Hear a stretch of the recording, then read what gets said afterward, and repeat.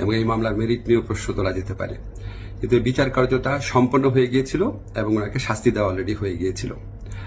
তো উনি যখন এখানে আপনার বাংলাদেশে আসলেন, আসার আগে কিছুদিন আগে ওনার স্ত্রী, আমাদের শ্রদ্ধেয় ভাবি, ওনার বিরুদ্ধেও একটা অত্যন্ত অগ্রহণযোগ্য ভিত্তিহীন মামলা করা হয়েছিল।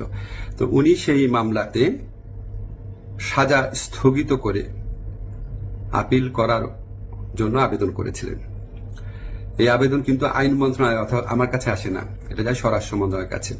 স্বরাষ্ট্র মন্ত্রণালয় যখন আমাদের অভিমত চেয়েছে, আমরা ইতিবাচকভাবে এটা দেখার জন্য জোর সুপারিশ করেছি। আমাদের এই সুপারিশের ভিত্তিতে মাহমুদুর রহমান ভাইয়ের স্ত্রীর সাজা স্থগিত করে ওনাকে আপিল করার সুযোগ দেওয়া হয়। জেলে আছেন।